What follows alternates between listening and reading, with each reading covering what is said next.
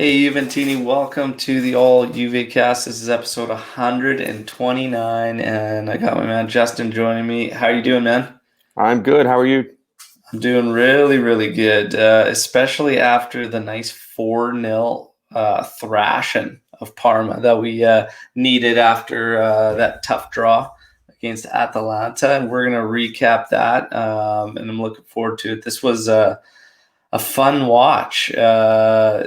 We don't usually get these easy coast wins supporting Juve, and it's usually a grind, but this was very much welcome, especially with the race being on and us trying to keep the pressure on those guys up top. But before we get to the recap and everything, you know the routine around here. We always find out how fans became fans of Juve basically when they make their debut here. So go ahead, man. Well, thank you for having me, first of all. Pleasure to be here. I guess I got my start. I've always loved soccer. I played when I was in high school in the United States. It's not super available for the club teams and everything. So I would always watch the World Cup, and my mom's family is Sicilian, so I always followed the Azzurri. And a couple of my friends, they would watch games probably 8 to 10 years ago, and they're like, "Oh, you gotta come watch the Juventus game Sunday, or come watch Saturday." And I'm like, "All right, whatever." And it was the back four. It was the BBC. So I'm like, "Hey," I was like, "They got half this whole starting defense is on this team, so I'm just gonna stick with these guys." And I think they pretty much won every Scudetto since I started watching, pretty much. So maybe I'm the good luck charm. I don't know. Nice, man. There you go. There you go. Yeah, BBC was, I guess BBBC. It was Technically, yeah. awesome, man. And we got a bit of that actually against Parma because Buffon ended up making the start. And we'll get to Buffon because, yeah, that was something else. Well, that's great, man. That's awesome. And yeah, it was. It's something that's funny, that's kind of the way a lot of Juventini kind of got in there was the connection with the Azzurri. It's something that's kind of fading that we're trying to get back. A lot of us fans we're so used to seeing so many Juve Yeah. players with the Azzurri that we're like, oh man, once it starts fading, it's like we got to get back there. We got to pick up these guys, and I think that's sometimes what gets these fans hyped up on certain Italian players is because they'll be on the Azzurri, and we just want to get those links again, right? Yeah, like Bernardeschi, and we got Chiesa. Yeah, yeah. And Bernardeschi, we'll see what ends up happening with him, but we'll definitely talk about Bernardeschi for sure. But yeah, Chiesa's been a great addition. I love that guy. Man, he's fun to watch. I like Chiesa a lot. And Locatelli might be coming. So who knows? There's another Azzurri player. That's the name everyone always seems to bring up when we need a Yeah, midfielder. It's yeah. Locatelli, it's Pogba, and now I keep seeing DePaul. He seems to be the new hot name that everyone keeps linking to us. So Yeah, I mean, honestly, like he's not getting enough respect. I think when with the links and stuff, people just immediately rule him out. But I think he's a pretty good player, pretty solid. Which one out of those would fit better? Well, that's yeah. Depends on how much money It you want to depends spend. who you talk to on that one. How swollen is the piggy bank? Yeah, exactly. All right. Well, Parma and Juve. Obviously, Juve pulling it out in convincing fashion, to say the least. 4-0. Ronaldo getting a brace. Kulishevsky scoring against the team he played for last season on loan, where he made his name. And Morata sealing it up. Let's get to everything pre-match in this one. So we get the lineup. Buffon, De Ligt, Bonucci, Danilo across the back, with Sandro and Kulishevsky occupying the wing-back positions. And then McKennie, Bentancur, and Ramsey across the middle, with Morata and Ronaldo up top. So the only thing in this lineup that I saw, like leading up to the match, was that Kulishevsky was going to be used at a wing back, and leading up to it, a lot of the discussion was Kulishevsky was going to be tried out in that Ramsey position, so playing out of the middle, but sliding up in behind the forwards. And I was actually excited about it. Something I've been shouting for a bit.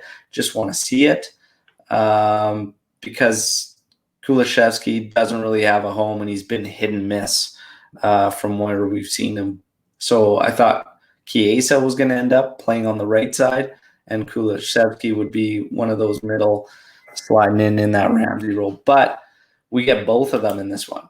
Ramsey, Kulishevsky, and it didn't surprise me because every time we get lineups or predictions on lineups, Pirlo goes a little AWOL, and you always see something different. So I wasn't surprised at all, but I still thought we'd win. My prediction was 3-1 for Juve. I didn't expect a clean sheet, but yeah, very, very much happy. So we got it. But what were your thoughts when you saw the starting lineup, and what were your expectations?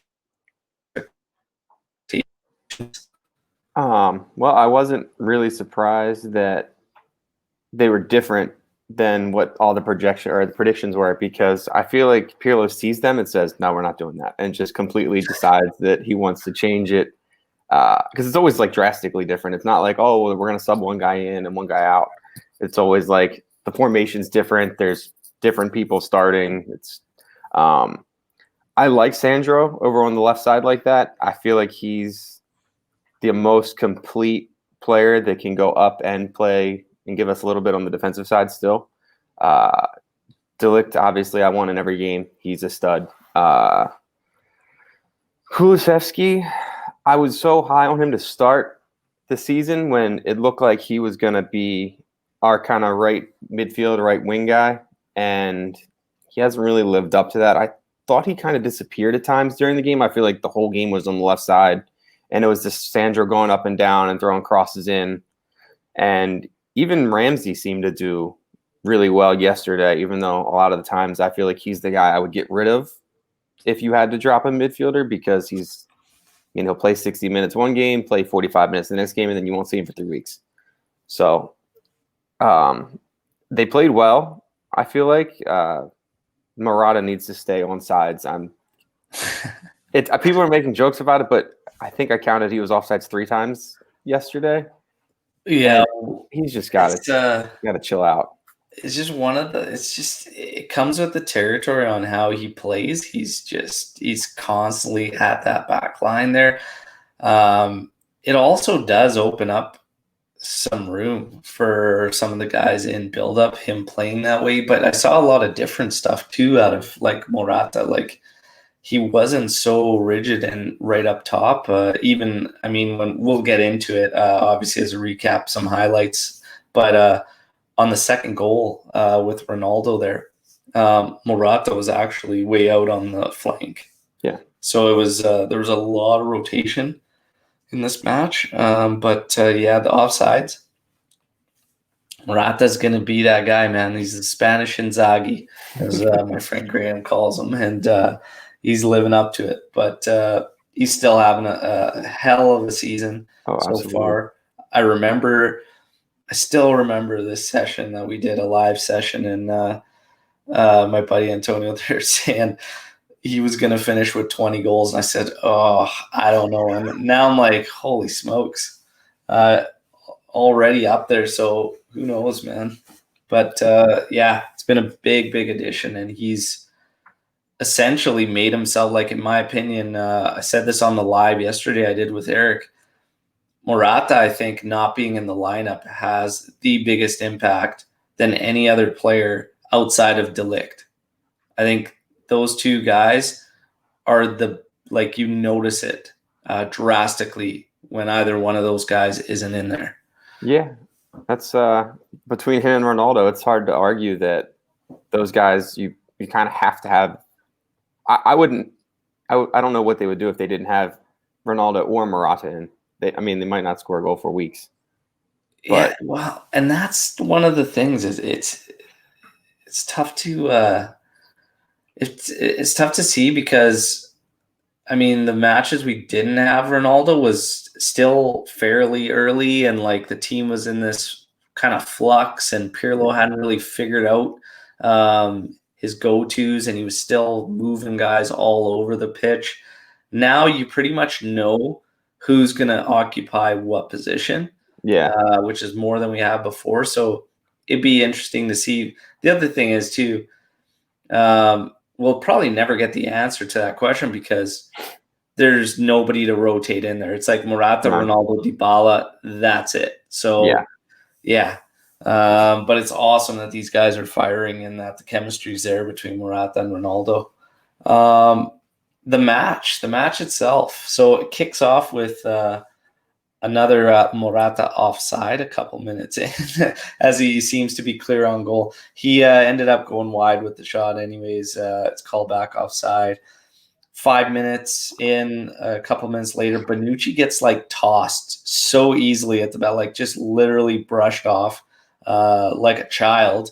And he's on the ground there. And then Parma's coming back at us. We shut it down or whatnot. But I'm just thinking it was funny. It's a funny scenario because Bonucci's barking orders. It's 5 minutes in. He's barking orders and he's waving his arms at one guy. And I couldn't tell if it was Kulishevsky or McKennie that he was barking orders at. And the ball comes to him. He takes the worst touch, and this Parma player just eats him up and just literally like throws him to the side. And I'm just like, oh my God, Bonucci, come on. He did get it together after that. It was a funny sequence. And I'm thinking, oh man, Twitter's going to eat Bonucci alive on that one. 14 minutes in, and 11th minute in, and McKennie, a really nice piece of creativity. This little front flick to Ramsey, and Ramsey just couldn't connect with it whatsoever. Yeah, we were owning the possession in this one, looking good. The pace, the tempo was maybe a little bit slow off the start and ball movement and whatnot. Yeah. But then out of nowhere, like 14 minutes in, and Parma just comes right up the pitch immediately. This incredible counter attack, very, very nice ball played across the area. And man, I'm not going to lie, when I see it going back to the back post there and that guy's wide open, I'm thinking, oh shit. Yeah, a little scary. Like, there's a goal. He hammers this thing, and Buffon shuts the door, like just an unreal save. Like I thought it went through his legs. He ends up stopping it the way he closed his legs up there, and the ball doesn't even move, no rebound or anything. It's just sitting there under Gigi. Big stop. After that, the tempo kind of picked up for Juve. Still dominating possession, but they started to move with a little bit more purpose. 16th minute, we get into the area. Little too cute from Ramsey on this back heel. I would have wanted him just to maybe take a step up on this guy and just hammer one, but he's trying to do a back heel across to the back post where Ronaldo was there. 19th minute, Bentancur has a rip, and I was starting to see that all three of our mids were like right up the pitch. There was no concern almost, even though Parma's a decent counterattacking team. Like, we were just putting the squeeze on and going after it.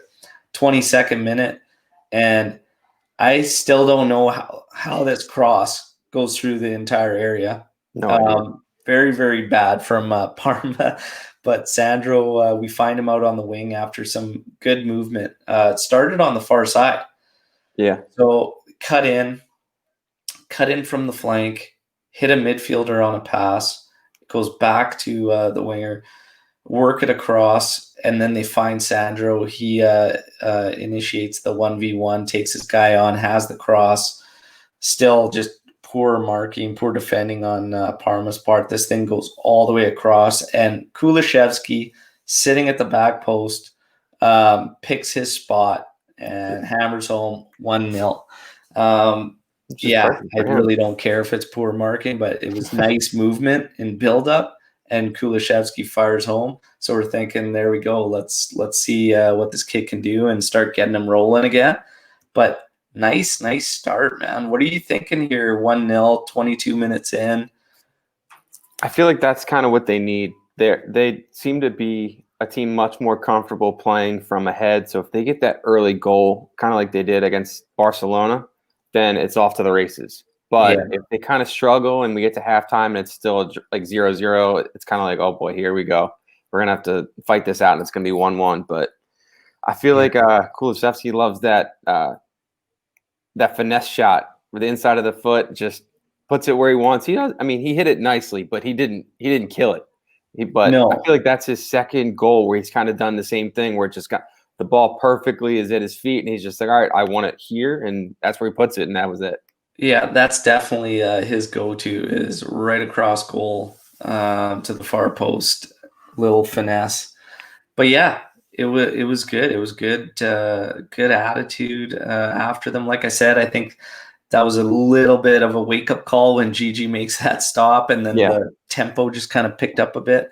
Still, I found a little too cute at times in and around the area. But also another thing is, this stuff was coming really, really easy. Like Parma was, I don't know, it was strange. It was almost too easy for our guys. Yeah, I rarely, like you said earlier, rarely do we get like these offensive outbursts where we're scoring 3 and 4 goals and we have a million chances. Like we could have scored 7 or 8 goals almost, which I couldn't tell you the last. Absolutely. I have no idea the last time they did something like that. Even 5 would have been like, wow, where did this come from? But I mean, they have the talent to do it. They have the players. It's not like we have a bunch of scrubs out there. So and I mean, hopefully now, like, wins like this, and the fact that the play over the past little bit here is getting better, and that guys are now kind of have their positions and roles. It's going to get better. The chemistry is going to get better, and hopefully we just keep moving along those lines, right? But wins like this are big, right? And then we got to remember there's some key matchups in Serie A this today actually happening. Merida is going to be playing Spezia. You would have to expect 3 points there, but not really because they're Merida. Milan will be playing Sassuolo, which is a key match, and Lazio is taking on Napoli. So there's some key matches there. Hopefully these rivals can drop some points there, and Juve can chip away. And then we've got, before a little holiday break there, we got Fiorentina midweek. So see what happens there. But yeah, no, it's getting better. I'm pretty optimistic about what Pirlo can do with these guys. I wasn't sold on his system right out of the gate, but I think it was more the tinkering. And now it's like, when it's good, it's been great. Oh yeah. So it's just a consistency thing, right? Yeah.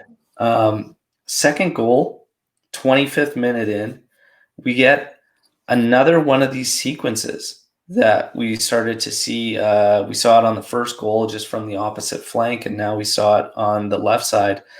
And Sandro would get the ball, it cuts in, finds a midfielder. They actually kick it back. So it's almost like they take the defensive shape of the opposition, and then as soon as that midfielder cuts in, or the wingback, he takes his players with him, kicks it to a midfielder, and again, there's this defensive shift, and then they go back to the defense, and it's essentially becoming the defender's option as to where he goes with it. Either he switches field or he kicks it back to the wing we just came from. And in this case, that's what they did. And Morata was actually the one that shifted out of the traffic. Yeah. So Sandro, the midfielder, they take their players in. It opens up this lane to the flank. De Ligt finds Morata. And Morata takes a couple steps in and then plays an absolute money cross. And Ronaldo's all alone. He still jumps 30 feet in the friggin' air and easily slots this thing to the short side.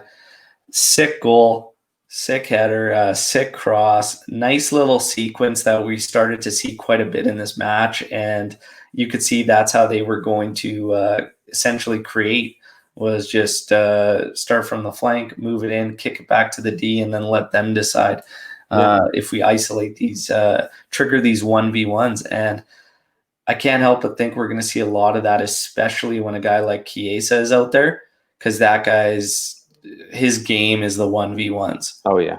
And we saw in a couple matches, like the first match against Barcelona in the Champions League, we could not trigger the 1v1 scenarios with Chiesa, and it rendered him pretty much useless in that match. And we can't have that when we have a guy like that that'll just burn up his man. And not only that, but just absolutely suck the energy right out of these guys because he's just relentless. Yeah, and he will go.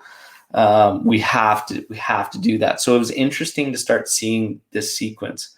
And then we continue on. 28-minute, great buildup for right from the back. Actually, Danilo creates this thing right from the back line. Little give and go on the flank there. Runs it in, finds CR7 who one times it. And this didn't miss by much, to be honest. So Ronaldo almost curls this thing in.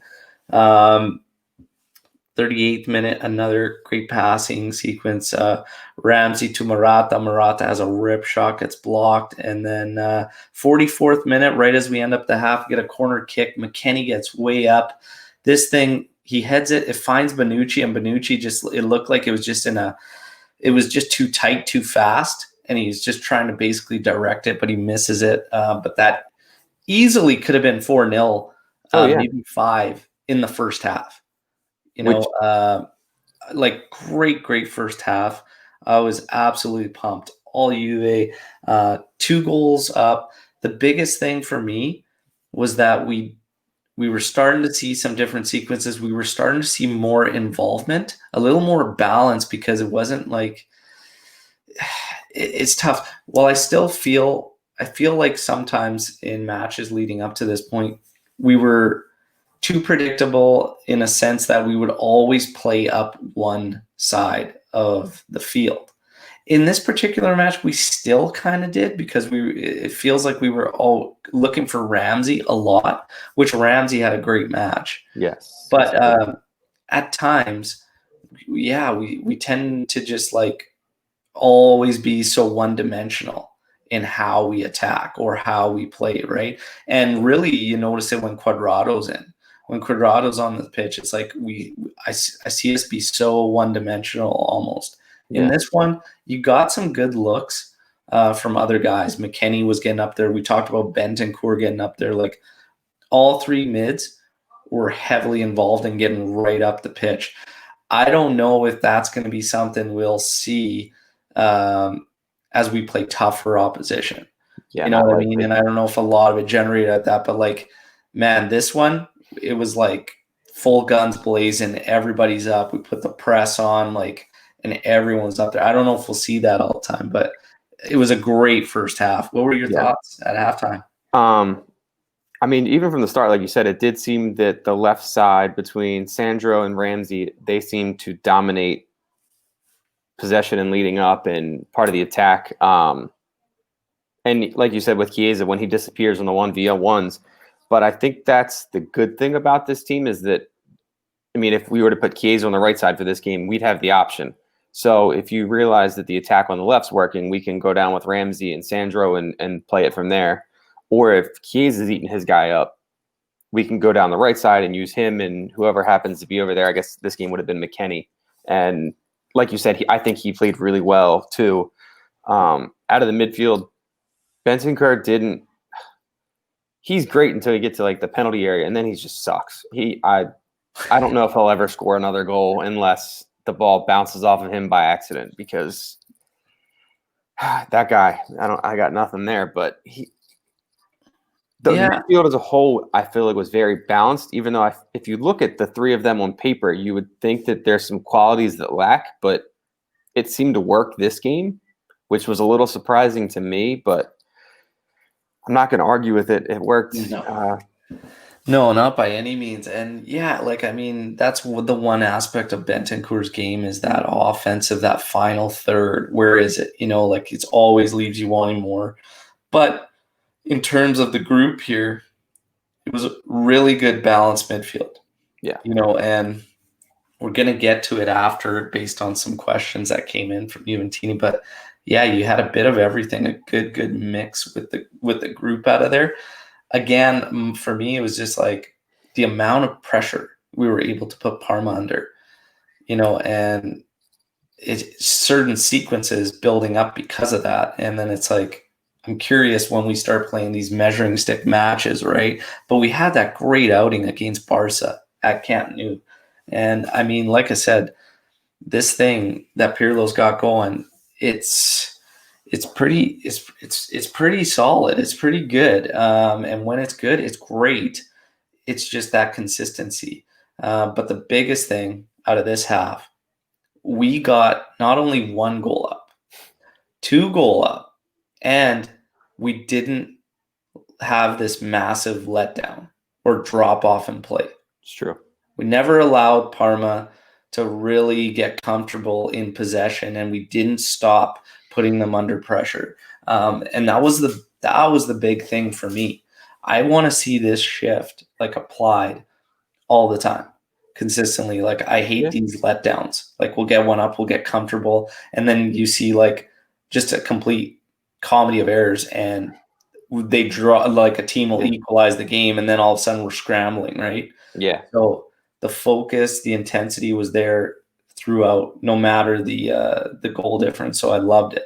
I absolutely loved it. We get to second half here.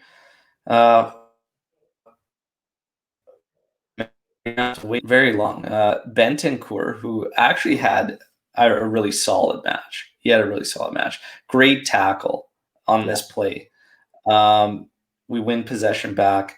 He kicks off this counter. He hits Morata with a pass. Morata one touch onto Ramsey. Ramsey carries it the rest of the way, slots it to Ronaldo, and Ronaldo from a pretty decent angle there just slots home, and there's his praise. And I'm absolutely friggin' pumped because not only is he my Fanti Calcio captain, but I triggered the double captain bonus. He's on a brace. I'll take those. There's a solid 30 points just out of Ronaldo. Very nice for you. So 3-0 up. Solid goal. Great goal. Like, just love and life. But, man, CR's on a tour pace. And it was funny to read the Pirlo comments after the match because I expected it. And it's why I triggered that bonus because I'm thinking, man, he just missed a PK in a match we ended at a 1-1 draw. He's going to be so hungry. So he's out for blood. Oh, man. So he's up at 12 goals now. And he's off to a great start. Man, Capo Cannoniere. Coming. Think he's going to take her? 100%. I think someone else, maybe it was Pirlo. I thought someone said it was Ancelotti. They said the only thing more dangerous than Ronaldo is a Ronaldo that didn't score the game before or something. Yeah. And I was like, well, yeah, that's true. And he scored these two, and he could have scored 3 or 4, but it's just him. We have different expectations out of this guy because he's barely human at times. So I think now that he's adjusted to the league, I think he's fully settled in. I think it's safe to say that. Pretty sure that's his goal. He wants all the trophies. He wants he wants to score more goals than anyone, not just in the Italian league, but I think he wants to score more goals than Lewandowski. He wants more goals than Messi. He wants more than anybody. So yeah, this might be the year he does it. Yeah, absolutely. This was a great goal, man. Starting with the tackle from Benta, the build up, and then slotting over to Ronaldo, who hammers home. Awesome goal. A minute later, little bit of a letdown, but Buffon bails us out again. Another great save. This guy turning back the clock. He's ridiculous, man. I don't know how he does it. I don't. I remember when he came back and people were upset, and I'm like, why? Like, he played well in Paris. I don't know why we'd be mad he came back. And somehow I feel like he started to play better than even that year.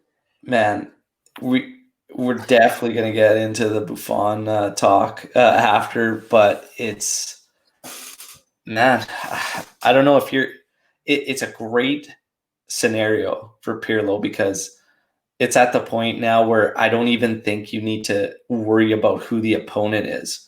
If you're going to either rest Szczesny, give him a break, or like Buffon, man, I don't know. It's ridiculous. It's the command. It's like you can constantly hear him with the directions and the orders at the back and the organization. And it's unreal, man. And you do see a difference in that back line, especially Bonucci defensively, like having that support. Bonucci still, when it comes down to the part where he's got to do his job, 50-50. Yeah.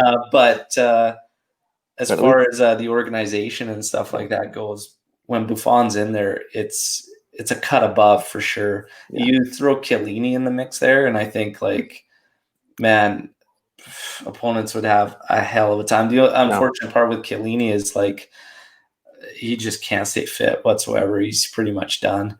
Yeah, unfortunately. But, yeah, Buffon, another big save, 49th minute. We get going here 5 minutes later. McKennie gets up on another corner. This guy aerially is, like, he's such a balanced player, man. He gives you a bit of everything.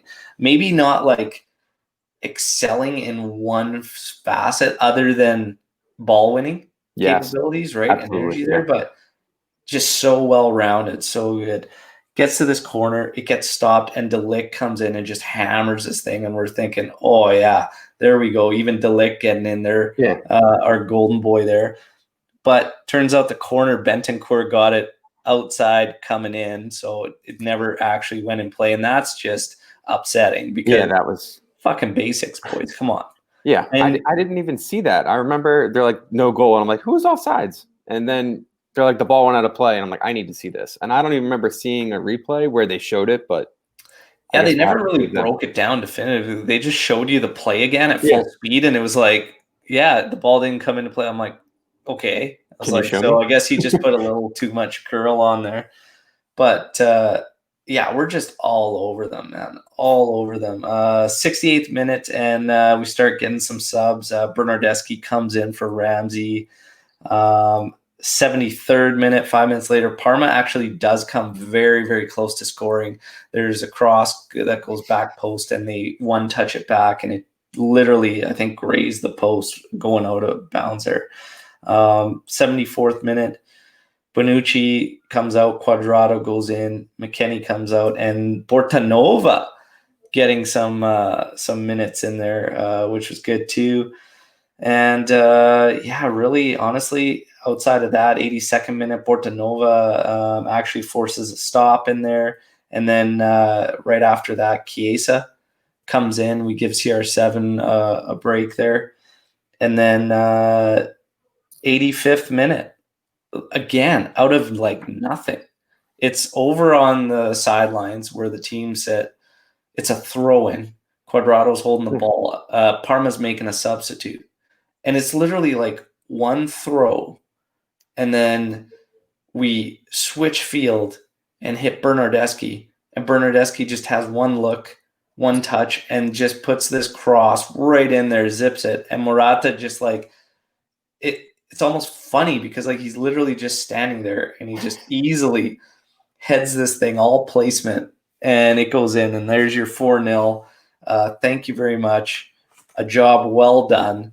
Yeah. Solid victory. And man, it's just it's almost like it feels weird because I'm just not used to it. No, that's definitely not common. And like you said, that goal was funny because it seemed like the least amount of effort you could humanly use to actually score a goal. And it wasn't like he was on top of the goal. He was a decent away from the net. So it was funny, just kind of think, and then like they barely celebrated, like, cool, we scored, and then just that was it. It was like, what? Yeah, it's and that's what I was like alluding to earlier, because it felt like a lot of that game was like that. It was so easy. And yeah, this was just solid all around. Like, if we're talking man of the match, this is one thing that sticks out to me too. I don't remember matches last season, the season prior, where you could literally pick a man of the match out of 4 guys, 5 guys, and we're starting to get that. It's starting to become very, very hard to say, no, this is the man of the match, like easily or whatnot. Like you're getting more matches where you could easily give it to one of 3 or 4 players, which is awesome. that should be a good indication that systematically things are clicking for Pirlo, right? So, like I said, when it's good, it's been great. This one, man of the match, holy Christ, man! You got Ronaldo on a brace. You got Morata, who did very, very well. He had to go on an You've assist. Yeah. got Bentancur, who was solid. You have Ramsey, who had a great game.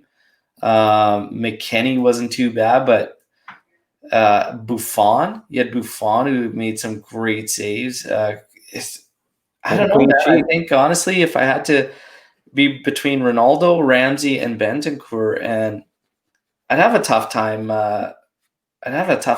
dishing it out, but I think for the brace, the goals, the sealer at 2, Ronaldo probably, if I had to. Yeah, I mean, I feel like he lost the ball a couple times. He's just trying to be cute, and I feel like, I guess with him, that's kind of, you take the good with the bad. Obviously worth it. I wanted to throw that out there. Yeah. But yeah, the guys that I thought played the best were McKennie, Sandro, Ramsey, and probably Ronaldo. Like you said, if I had to pick one,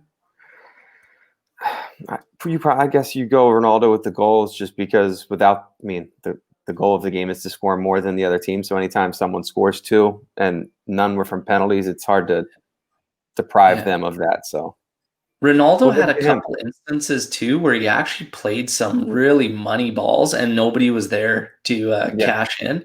He had one beauty cross that he set in there, and I think it was McKennie might have stopped his run, and you could see Ronaldo and him having a little exchange there, because he's just like, man, you start a run, you got to finish it. But Ronaldo just played a beauty ball in there. So, yeah, as far as getting the ball dispossessed a couple times, Ronaldo did. Ramsey, I thought, got cued a couple times in the final third too, when he should have just. And that's the one thing I think sets us even further apart. If these guys, Bentancur, Ramsey, even McKennie at times, if they start kicking up that decisiveness, where it counts, then I think it's lights out for us, and we're off to the races. Because right now it still seems like there's just a little bit of hesitating amongst themselves when they get into those areas, right? They're just second guessing. Yeah. It needs to just start to be instinctive, and they need to go with it. But nonetheless, this was a solid match. Very happy with everyone's involvement. The one thing I found funny about this one is I feel like Kulusevski was still, I think, like it was masked because of how good this game ended and how good everything was. But I think like he became it was almost a disappearing act. Like he gets that first goal, and then you really don't see anything outside of that. You see a couple link ups here and there where he offers some passing and whatnot, but really uninvolved, to be honest. He scored that first goal, and the rest of the game was kind of on the left side. And I don't remember him really doing anything. I think he had a cross late from his right foot. And I feel like there was another play where they had a quick build-up, and he tried to cut back to his left, and by the time that happened, the play was kind of over, and then they wound up passing the ball back. But he did a bit of a magician's act where he gave you the trick early and then kind of disappeared after that. Yeah. So, and this is kind of the one thing now is are we confident enough to deploy him there consistently? Like, is that his position? I still don't know, because again, he went invisible for this match. The other thing is, defensively, he had a couple instances where we literally surrendered sequences because like Kulusevski couldn't fathom the goal side idea, and he was like trying to get these balls and his positioning was terrible, and like they're 50-50s no matter how you slice it. So at least get goal side. Don't make it so easy. And he surrendered that a couple times, and I'm thinking, man, I don't know. Like, you can't rag on a kid that scores the opening goal, but at the same time, like, if he's going to be occupying that position, that defensive awareness and intelligence needs to crank up, and that's why I'm just not sold on him right there. But I don't know. It's a weird one with Kulishevsky. I agree, and I think, like I said before, that's the beauty and the balance of this team. That if we start them off and things aren't going well, throw in Chiesa, throw in Bernadeschi, I guess, if you need, or Quadrado. I mean, there's 3 other guys that can play that same spot. So if someone isn't going to play well, then hey, drop somebody else in. Yeah, for sure. So, yeah, let's get to some questions, man, some reactions. All right. CR7, just in case anybody doesn't know, of course he tunes into the All JuveCast. Why wouldn't he? So he sends in a question. It's actually, I think, at Stromaestro is the Twitter handle. But why do you think the best Juve games or halves have been without Dybala this season? Not trying to hate, but it's clear Morata and Ronaldo works best with Pirlo, and all 3 can't play together. So, man. So this is something that my response, would be, I don't think it's all things even. No. So I don't think it's all things even in a sense that a lot of the Dybala we saw, and even now, I still would consider us a work in progress and under construction. There's still a few question marks and whatnot. So to really slam it on Dybala is, I don't think, necessarily fair. There was a lot of question marks there. The other thing is, I said this a while, Morata is crucial to this setup. Yeah. We need the 9. We need the guy that plays that position right there because of the freedom a guy like Ronaldo wants to play with, a guy like Dybala plays with. So if you don't have a guy that's set there, a focal point, being that outlet, it makes things very difficult. A lot of the minutes we saw with Dybala, he was actually subbing Morata off. And the other thing, if you get too many guys that are similar, so then you start factoring the minutes Dybala and Kulishevsky played together, and they were both trying to be the link-up guy. Yeah. It creates a clusterfuck, is exactly what it was. So I don't think this is all things fair. As far as form goes, right now it's clear. Morata and Ronaldo, as far as in form, miles ahead right now. Yeah. Dybala. Yeah. But in terms of it's why Juve's best, well, we've seen Juve suffer with Ronaldo and even Morata out there. So I think it's more the collective and the team and the group and just the growing pains and trying to figure things out. And again, there were sequences in this match against Parma we haven't seen out of this club yet. And this was the first time we started to see them create these little sequences in order to trigger 1v1s and stuff. So we're still growing. I don't think it's all things fair considering. Your response to this, Justin? I think it's the formation. I think the team has displayed that they, with the current system they're using, they seem to play best out of the 3-5-2. I think they had the same formation versus Barcelona. And yeah, of course. I mean, in that formation, where does Dybala play? He's mostly the attacking midfielder. He likes the 10, and there is no 10 really there. So he doesn't really have a set spot in that formation. I feel like they'd have to modify it to get him in there. And we saw him last year. We played great when it was just him and Ronaldo.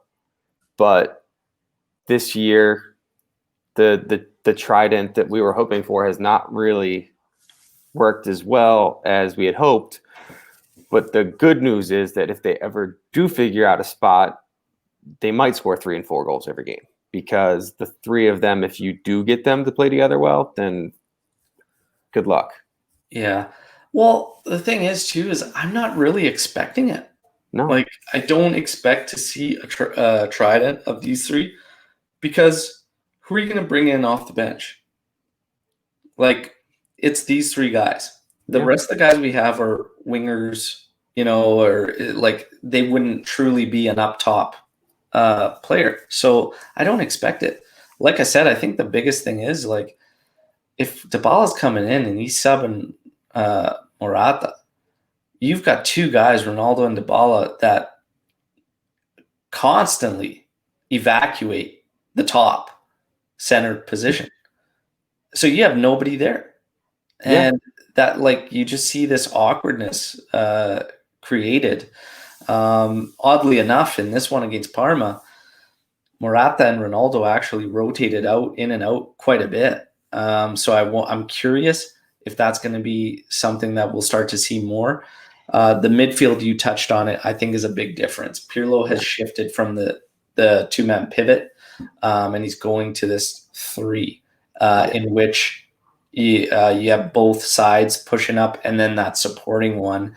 But in this one, even Bentancur was far up the pitch. Like they were not afraid to let fly with all three. So yeah, in terms of this one, yeah, I don't think it's strictly on Dybala. No. Talking about the pivots, Sin Stronger writes in, I've noticed about 2-3 games ago, Pirlo has shifted his mindset about the double pivot and is now starting to look like the midfield is deployed like when he was playing with MVP. Of course, Marquisio, Vidal, and yeah, I mean, we were talking about this on the live yesterday pre-match, and basically you could start to see the group. We figured we could start seeing it when Bentancur and Rabiot were out there together. It suffers. It's very too similar, right? Yeah. You have to have that changeup. McKennie's a changeup. Then you have Ramsey, who gives you the most out of the three of them in the final third. Agreed. And then you've got Bentancur, who can be that holder. So it's like it's just so well balanced. The biggest thing too is, again, not a two-man pivot, because Ramsey, when we saw him earlier on, he'd be really high up with the forwards or whatnot. Now he's coming from that central location, and he's moving up the pitch with it, not just going directly there. It was hard to get him involved. There was appearances earlier on in the season where you could probably not even spot the guy. He was just out there running around. And not only that, but the three in the middle cleans up that defensive transition, because it was really awkward at the start, watching us go from our base D into our offense and try to get back into our base D. You'd have Ramsey or whoever they wanted to play that role running all over the place to try and get back into his position, rather than make it fluid. Yeah. And make it like this rotation of these 3 minutes, which is what we're starting to get. You're starting to see that, one guy pushes, they all kind of compensate, cover up for, 2 guys go, Benta's your holder. If Benta goes, another kind of drops back. So you're starting to see it a bit. The only times there was any kind of miscommunications, so to speak, was actually on the right side. There was a couple instances, and I'm not sure how it happened. I couldn't really get it from the game, but it was Danilo actually getting caught way out, like higher up, and McKennie had to come back. And yeah, Parma got a couple counters that way, and I couldn't quite figure out why Danilo was so far up there. It was strange, but I think the midfield, I think this is what we're going to see from now on. I think Pirlo is going to play it like back in set day where you had 3. And I think he's right. And I think it's going to be good. The biggest question marks are, and this is why I want to see Kulusevski attempt this other role. What if Ramsey goes down? Because he's got fitness issues. We know that. If he goes down, who's that guy? Who's that next man up? And it would be Kulusevski. You could argue Bernardeschi, being attempted there, and I think he could probably do it, to be honest. But there's a weird thing with Bernardeschi, that's being brought up lately, is like, why, when he finally has an upswing in play, we just see less of him. So he comes back from that break from the Azzurri, does fantastic, puts in a couple great appearances for Juve. And then all of a sudden, We don't You see don't him see him. again for 5 minutes here, 10 minutes there. It's really, really strange. Obviously, the rumors have kicked up as we get closer to January with him being transferred out. I don't see it personally, and I wouldn't do it, not in January. But Justin, let's get your thoughts on the two-man pivot, like having three in there, how you feel about the middle, and what you think about like alternatives and maybe a rotation if Ramsey's not there, because Ramsey was fantastic in this game, but can we really bank on him? I think we have to go with the three. I don't think it's even up really for debate at this point. That it seems that when you have two of them in there, it just doesn't work. I'd prefer Arthur. I love him in there. I think is between him and McKennie, they're consistently the best performers we've had. Rabiot has the flashes of greatness, and then every once in a while he has some brain dead moments where you're not really sure what he's doing. But Ramsey, when he's healthy, plays great. I think we have to manage like how often he plays. But like you said, who can kind of do the same stuff he would do if he goes down? And maybe you do try the Bernadeschi or maybe Kulusevski and see what happens. And the right side, I think the right side, we have more guys that can play over there. So you could play Chiesa and Quadrado or whatever. But to me, that's the beauty of this team. And I agree with you. I don't think getting rid of anybody, at least that we've named so far, in January would work because you need the balance that they seem to be achieving right now. Yeah. Yeah. And I mean, alternatively, maybe, say Ramsey goes down, you're going to hope that Dybala starts showing us the Dybala we've come to know and love, because then you can go Dybala, Morata. But the problem is CR7, right? You can't leave CR7 out of the lineup. No. Because if you had an off match where Ronaldo's resting and say Ramsey's out, you could be fine with a combination of the three guys we have and then have a Dybala Morata pairing up top. Yeah. Because Dybala is naturally going to, roam and be that link guy. So I think it could work in that sense. But as far as Ronaldo being there, which of course he's going to be, Morata, if you left that combo up there, it gets interesting. And I think you have to look at a Kulusevski or a Bernardeschi to get that creativeness. Rabiot he's not going to give it to you. He's a good box to box. He's solid box to box. Yes. But again, he's got the same issue Bentancur does when you get to the final third. It's just not there. Not often enough, not nearly often enough. No. McKennie's interesting. Because the execution, like, he's very, very willing. He gets up there, he causes havoc. But again, it's just that execution, and I don't know if necessarily the vision's there. So it's interesting. But it's something we kind of have to think about and be prepared for, because I don't think we can bank on Ramsey when it comes to the fitness. Not every game. Definitely not. So it's gonna be interesting. Woody actually writes in, so far I think Weston occupies one spot of the midfield. Who should take the others? You bring up Arthur, who's injured currently. But I see Arthur as this escape from the press for us. He's so good in possession, right? Yeah. Everybody knows that. I still don't see the offensive phase from him or anything like that. So I just see him being essentially playing as Bentancur did for us against Parma. Yeah. So the thing is, if we look at our midfield, Weston, Woody's saying Weston is a lock for one spot. Mm-hmm. I've had him as a lock for one spot. Then that leaves the two. So if we're not going to the two-man pivot, we're going to run three. Who occupy the other spots as far as performances goes and whatnot? Bentancur, after starting very slowly, is putting in some solid performances as of late. And it's funny because just yesterday we keep talking about Bentancur, and I'm like, you're always waiting for this breakthrough, and then it's like we add new guys, and then all of a sudden he goes back down the totem pole, right? And Arthur obviously coming in. Is Arthur clear above Bentancur in your opinion? I think it depends. I think you can play Bentancur against the lesser opponents, but yeah, Arthur just seems to have a calm control when he has the ball, and he seems to. I think I like his vision. He doesn't quite get upfield as much as maybe we expect or want him to, but I like him on the field. I like what he adds to the midfield as a whole. Yeah. I think what I'm missing, um, and I saw Bentancur do it a lot against Parma. Again, things came very, very easy in this game. And I Yeah. don't expect that to be the norm by any means.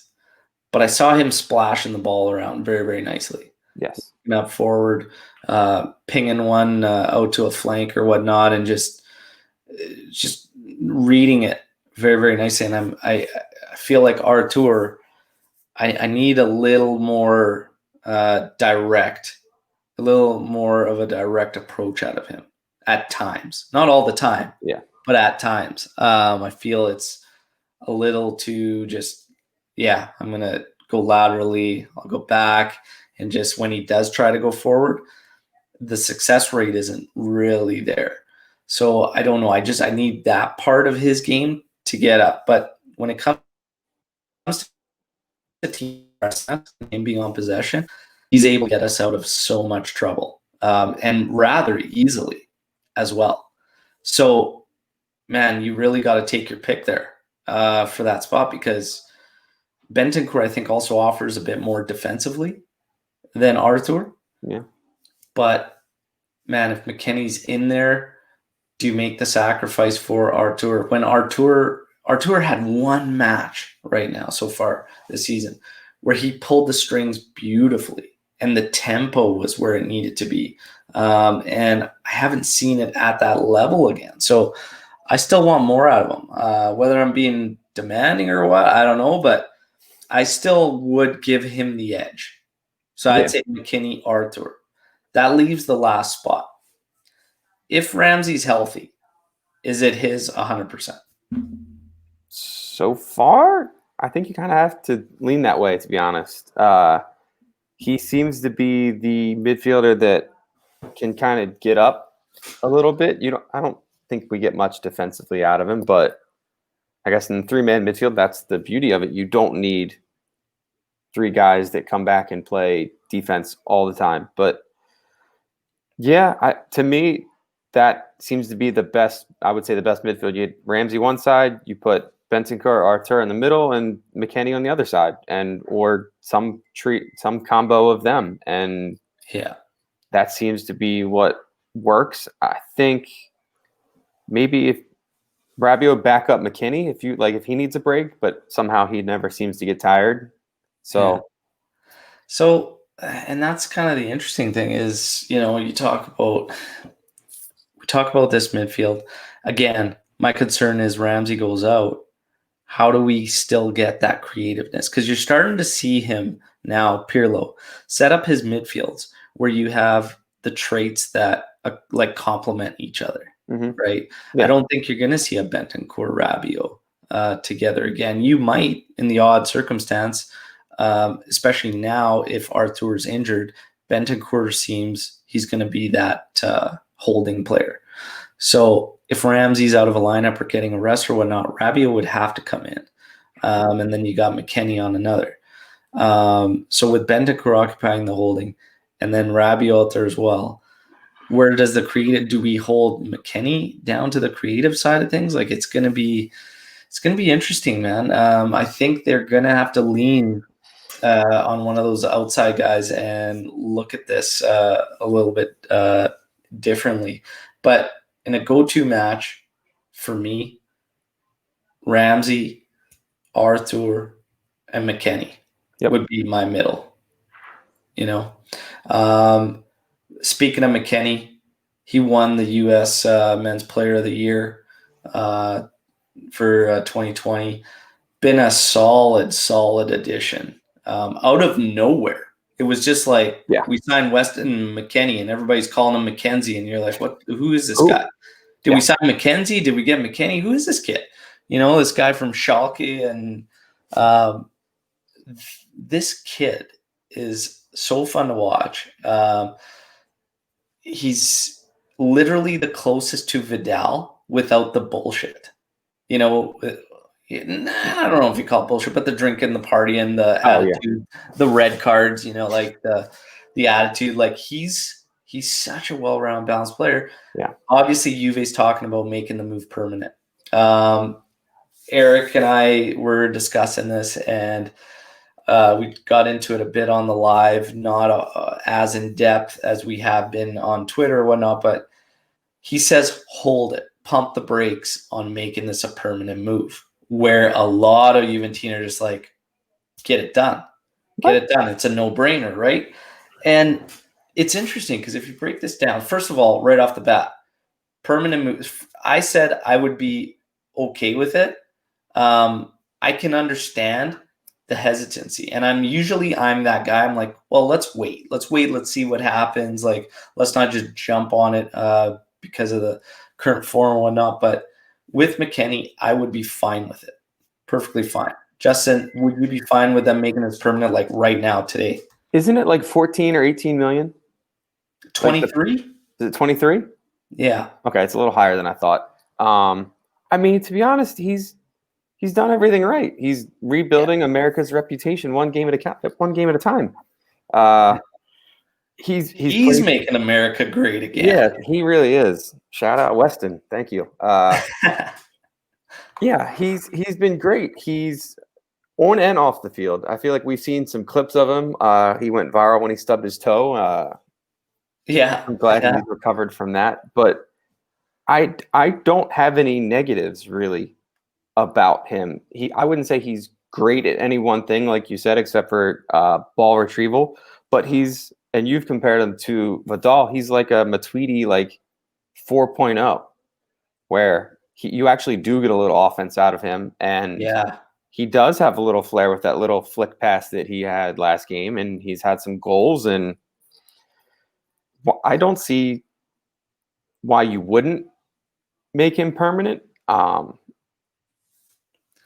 I can't come up with anything. I'm going to have a little talk with Eric about that. So, and this is the thing. I mean, the only way, that I could see you saying pump the brakes is what the game plan is.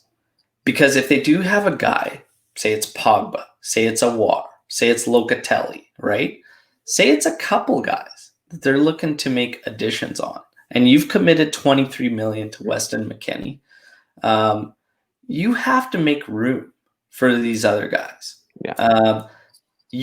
And this is the tough thing is everybody, we can sit here all day and say, you cut Rabiot, you cut Ramsey, you cut these guys and you move away from it. And the thing is, it's in their hands. They have to come up with an agreement with a club. It's not so easy. So the players actually, could have the club by the nuts. So if all of a sudden we're making commitments and there's still uncertainty about the future, it could create an issue. And then you have a team, even though like when it looks great like this in these matches or whatnot, we still have holes to fill, there's still some depth that needs to be added, especially when it comes to up front. We don't have a true right back. Cuadrado's done a good job. Mm-hmm. We've brought in Chiesa. He's operating as a wing back. Kulishevsky is operating as a wing back, but is he really so he still needs some coverage.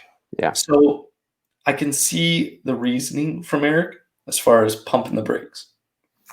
But when I look at straight performance, straight what he's done, what he adds to the team, I would be fine with it. And I think again, it just comes down to what are our decisions? Do we move away from Bernardeschi? Is Bernardeschi a guy that's going to go we also don't know if they do have deals kind of in the works that are already kind of agreed upon once certain circumstances are met. and match, because you could see teams probably trying to figure things out, even though it's a strange season with COVID and the revenue loss and stuff. So I wouldn't be surprised if that's kind of like one of the scenarios.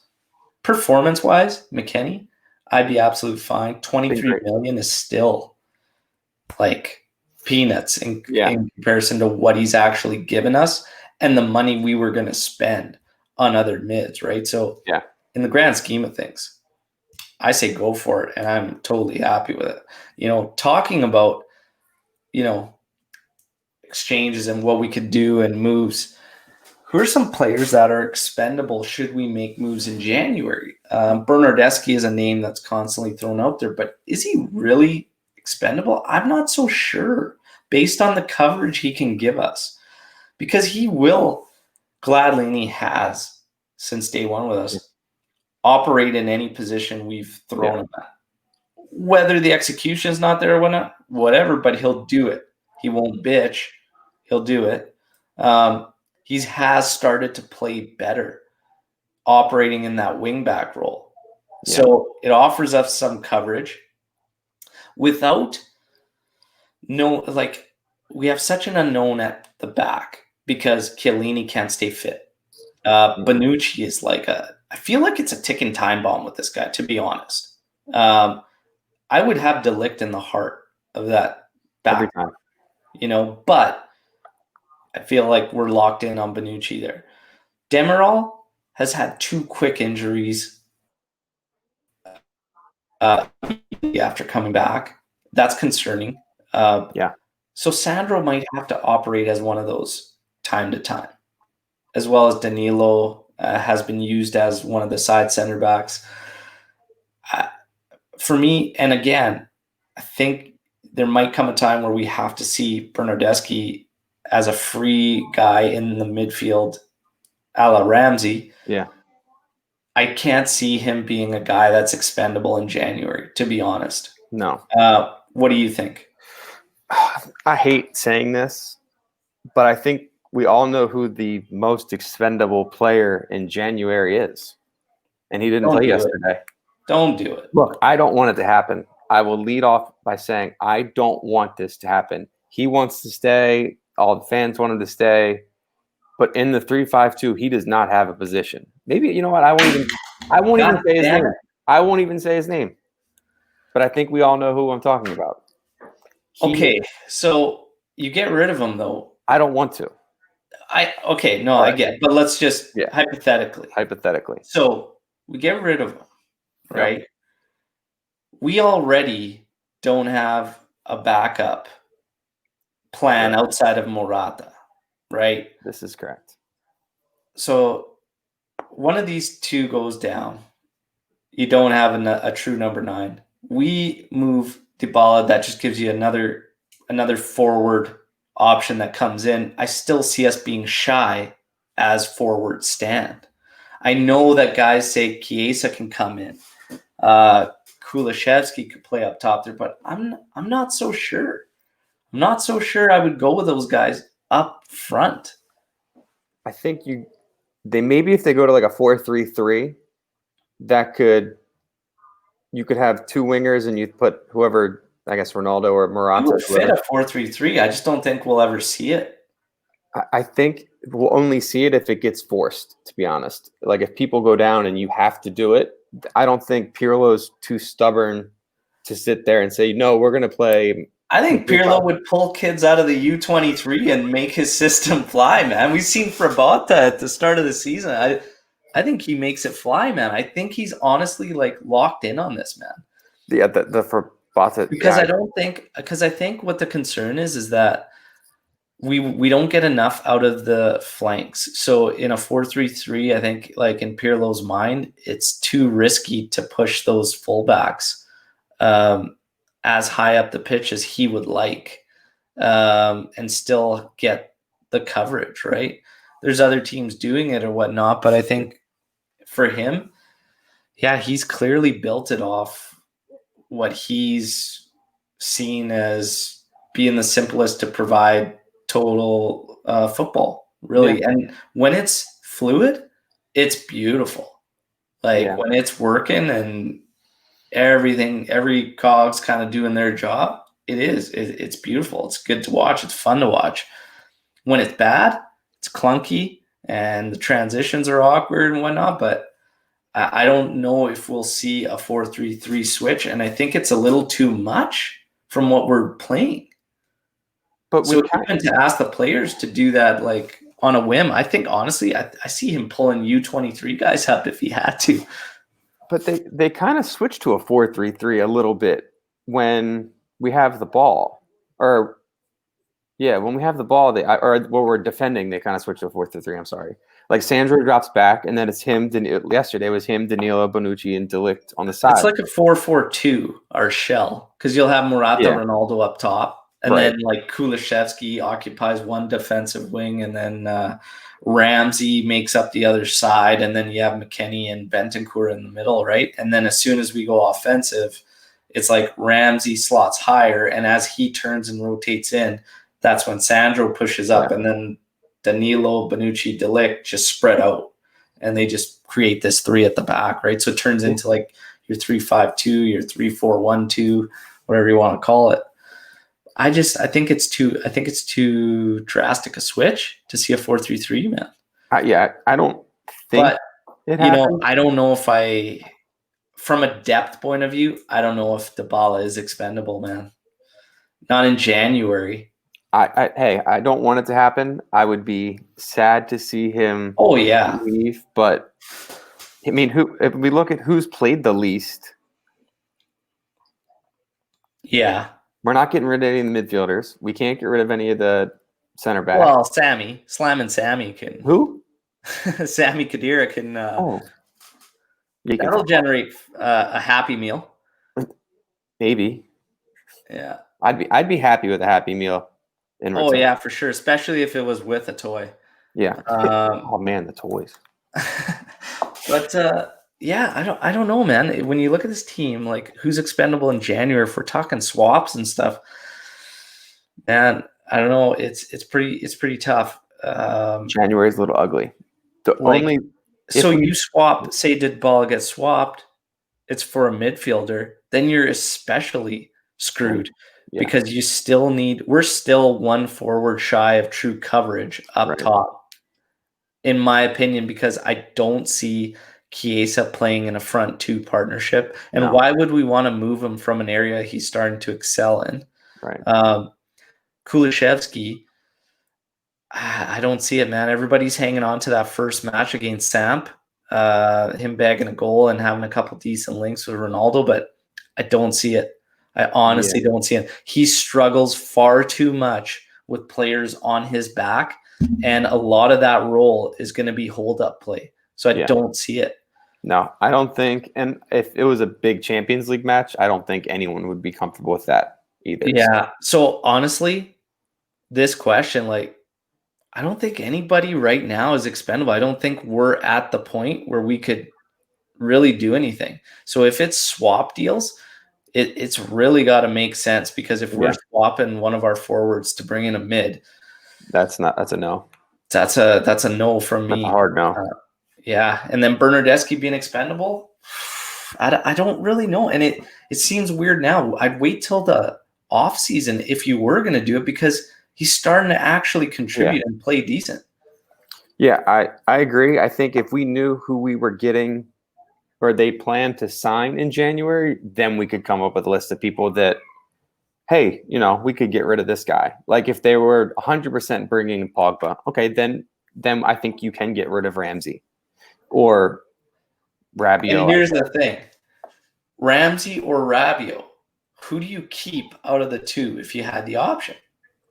You keep Rabiot. So who's more expendable? Who do you see? Like, this is an interesting one, because like if I had to just call it, my instant gut would say I'd keep Rabiot. But that's because of a fitness, like box-to-box physical player. But creative wise and the team and fitting the team, Ramsey fits better. Again, it just comes down to, can you bank on Ramsey? So it's like, it's a tough one. The other thing is too, you're absolutely right. The context. What do we get in return? Like what's coming back? So it's so hard because people are like, I see Juventini all over the place. Like, oh, we'll get rid of Ramsey or we'll get rid of Rabiot, whatnot. And it's like, well, I'd rather keep him. And it's like, well, it's got to fit the team. It's got to make sense for the team. And right now, Ramsey is kind of that guy that we need. I don't think like when he's on and he's playing and the creativity that he gives us in the final third, I think he needs to be a part of this team. But long term, can you bank on him? I don't think so. I think if we bring in one of the French midfielders we've been linked to, either one of them, I think Ramsey would be the one that could go. If we wind up with Locatelli or DePaul, I guess it'd be Rabiot that I'd be more comfortable letting leave because they're, I guess, a little more similar. But yeah, like you said, Ramsey and the fitness questions, it's tough. And between him and Rabiot, they're both high earners. So it would be nice to clear a little bit of that if we were going to upgrade a midfielder. But yeah, and here's the funny thing is like, even if we brought in, say, you know, one of these creative guys, one of these French midfielders, we'd be asking ourselves the same question we asked earlier. And that's if the guy who's now the creative cog in there, if he's out, where's the backup that can occupy that role? Yeah. So you're getting rid of one to bring in one more, or are you best off to have a couple guys that can give you that? So it's not easy by any means. Option wise right now, because it's all speculation, are endless, but it's interesting hearing these conversations. And I always go back to like, you got to look at the team. You got to look at who's giving you what. And it doesn't help that we still have question marks about, say, a Kulusevski, right? And Berna and whatnot. So it's like if we saw more, and it's so funny because Pirlo has literally tinkered the fuck out of this team, and we still don't have those answers out of these guys, right? Yeah, I mean, there's definitely a few guys that were like, well, what are you really supposed to do? But the good news is they still somehow haven't lost yet, even with all the tinkering and him trying to figure things out and being a coach for like a week and a half. They figured out that you need Ronaldo and Morata up top, and you need the three-man midfield. And Sandro, since he's come back, has been huge. I feel like you need him in pretty much every big game at least, or the tougher opponents. And the rest he's kind of messing with to see what we need. I mean, they needed 3 goals against Barcelona, and he tinkered enough to make that happen. The goal was to win, and so far he's done all right. It's been a little rocky at times, but we won the games we needed to win. We're not far back in Serie A, and we won the Champions League stage. So Pirlo's doing a fine job. It was a little rocky to start with all the tinkering and whatnot, but I'm just speaking to like still having guys on the fringe where you're not sure of. With all the tinkering he's done, I find it strange. Like I feel like we should almost know, especially with a guy like Kulusevski. We spent a lot of money on him, and I want to see him excel, and I don't want to see him like.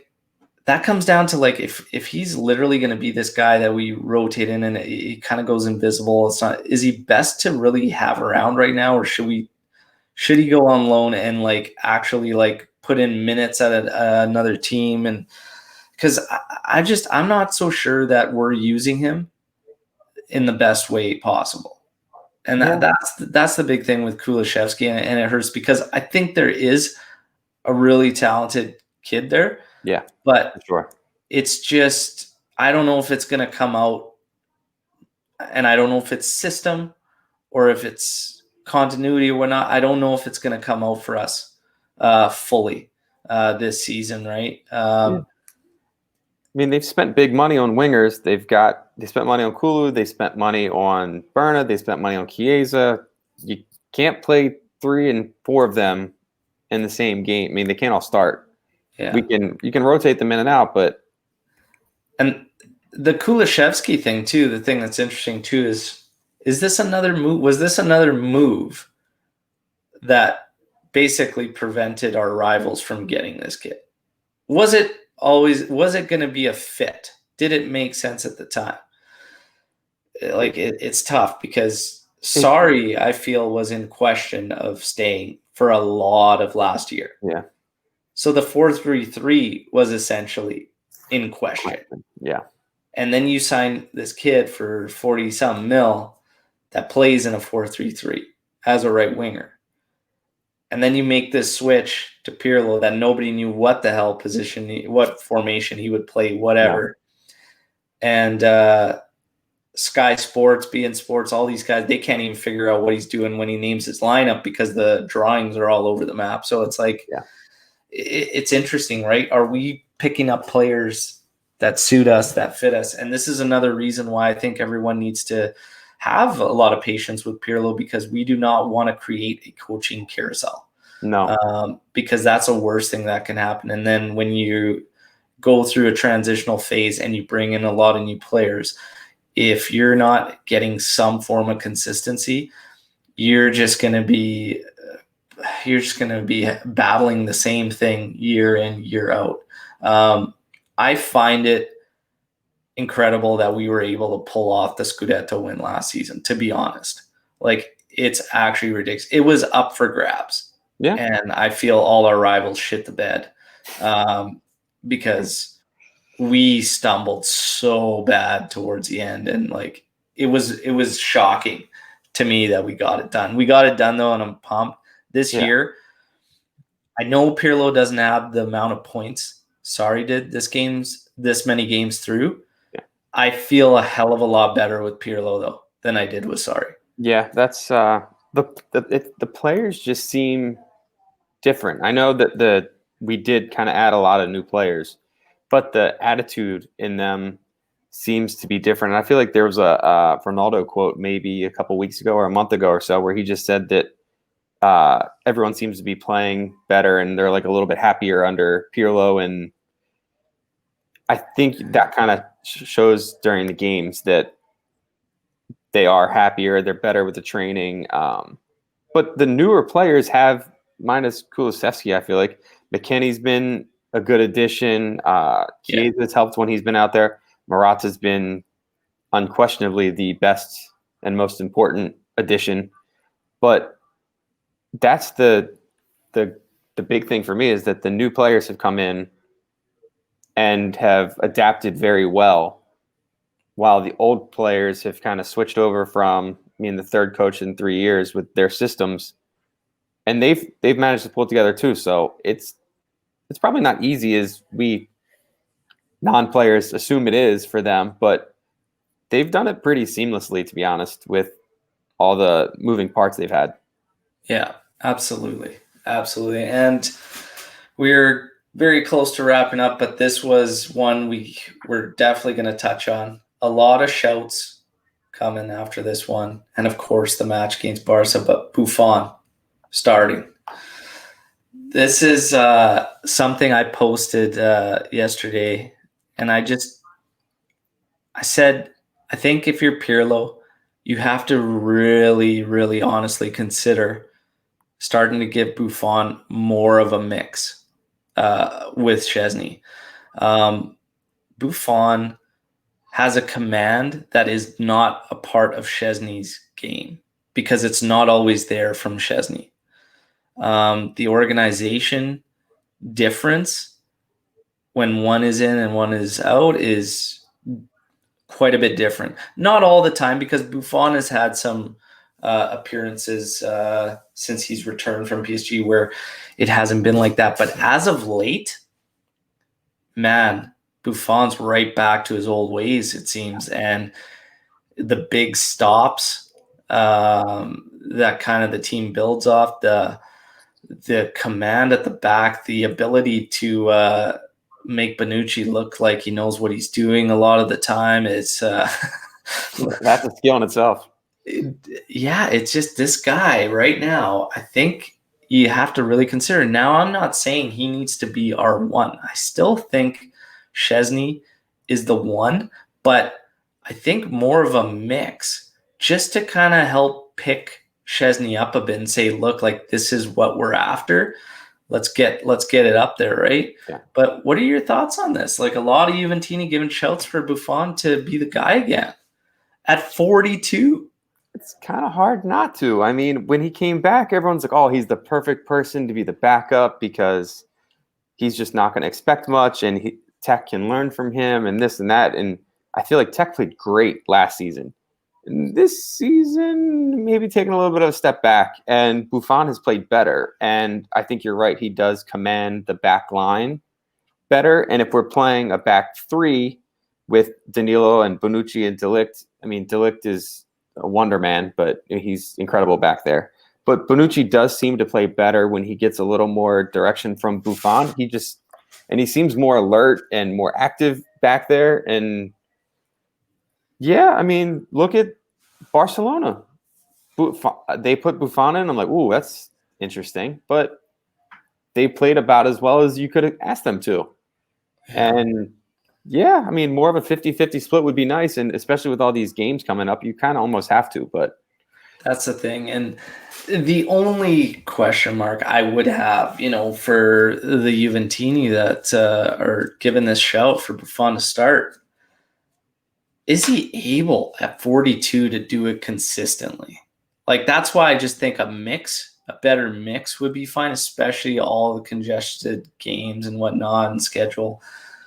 More of a mix would be fine, but to actually be the guy the rest of the way out, I would question, if he could be at that level an entire way through at that age, I wouldn't doubt it. I wouldn't ever doubt Gigi, but no, I would never raise that question. But what's that? Yeah, and you never should doubt him, I mean, because so far he's defied the odds at pretty much all stages. And that's the thing, right? So nonetheless, this is a good problem for Pirlo. We talked about earlier. I mean, I would be completely comfortable now with either one of them. I was kind of on the same with you when you see him named against Barca. And you're thinking, okay, that's interesting. But now I have full confidence in either one of these guys against any opponent. But I think it would be it'd be hard to ignore the difference in organization at the back that Buffon brings. So interesting to see if he starts getting more matches or whatnot. Hopefully it brings out a level of consistency from Szczesny, because I think you're right. Last year he was huge. This year it's been off and on a bit, but yeah, we'll see. Last and certainly not least, the new kits are leaked. I know you like your kits. Everybody knows I like my kits. And so the home, fantastic. The leak, like whether it's the 5-stripe or the 6-stripe, no V-neck, like just a standard pipe collar, black and white on the collar, the cuffs as well. Nice thin stripes. Like I said, they're unsure based on the info they've seen whether it's going to be 5-stripe or 6-stripe, but looks really clean. Black and white, no box around the Jeep logo, staying white and black border, and then the emblems for Adidas and the Juve badge will be in gold. This is a thing of beauty. Oh yeah. This is probably like either one of those is like a 10 for me. Like it looks spectacular. It can't get any better. See, I'm a big fan of the current home with the gold. Not touching my nipples there. But yeah, I'm a big fan of the current ones because I did like the stripes and the white and the black and the gold. So yeah, I'm with you. I don't care if they do the 5, 6, 7, 8, whatever. They gave us the stripes. It's black and white. They gave us the crew neck with the gold accents. And it's got some little watermarks in the black stripes, the insignia that will represent 10 years home, which is 10 years anniversary for Allianz Stadium. So it's got some nice detail to it as well. Okay. I agree with you. I like the current home as well. And then we get to the away, which will be like a black. And whether I love the all blacks, they have one that could be all white or a black with pink highlights for the Adidas stripes on the shoulders, the emblems, and the Jeep logo. I love the all black with the pink highlights too. I'm all for it. Yep. I think, looks deadly. yeah. A lot of fans are saying it looks like a training kit. I could kind of see that, but I still like it. Yeah. Was that the away kit or the third kit? Because I had a hard time figuring out which one was which. I think that's the away is going to be the all black. Oh, the black? Okay. And then the third is the blue and yellow. I've seen that's been all over the place. And the blue and yellow, they don't. Okay, so I got to clear up the context here because the leak is these leaks are their assumption based on the information they've seen or heard or whatnot. And then they create these leaks. The third with the blue and yellow has this crazy, like, I can't even tell what it is. Like, it's just a random pattern. Yeah. It looked like if you were taking a phone call at work and you were playing on Paint or something and you just randomly we're like just like messing with the mouse while you're actually paying attention to a phone call. It looked like that design got put on this kit, like with just squares and rectangles. The leak is so bad. It's hideous. In my opinion, that's awful. I heard that it's actually like worse. Worse than what you just described? Yeah, like I heard that it's like awful. It's just awful. In my opinion, if it looks the same or even worse than that blue and yellow, the orange one from this year, that smashed pumpkin on the asphalt is fucking way better. I hate saying this because I was down on it big. The orange ones in action don't look as bad as I thought they were going to. I own all three of this year's Kearns kit because I'm a collector, and I gotta say it's not that bad.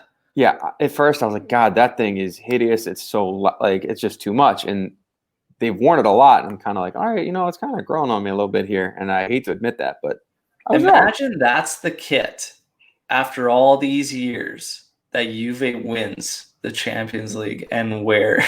I don't care if they run out there and play naked. If they win the Champions League, they win the Champions League. They can just wear the whatever. I don't care. Win the big trophy. So good.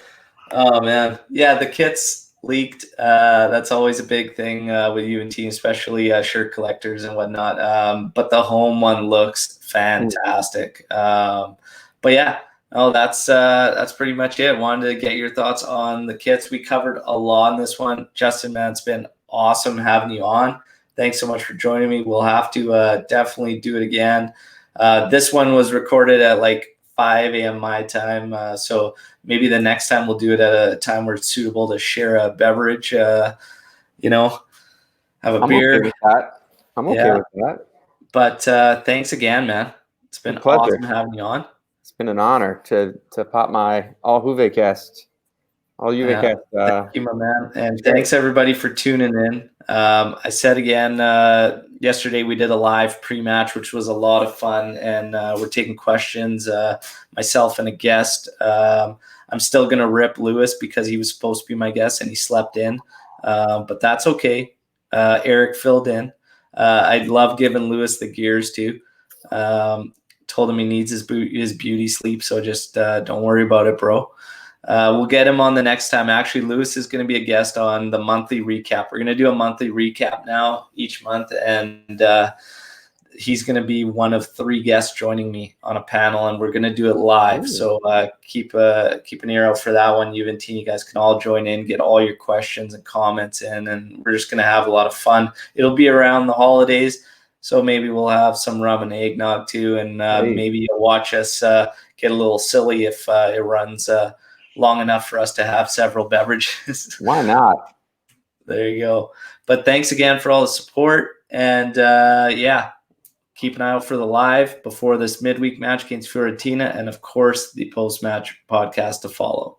Take it easy, everybody. Hopefully we get the right results against our rivals and can keep climbing up that ladder here in Serie A. Forza Juve, Fino alla fine. Ciao.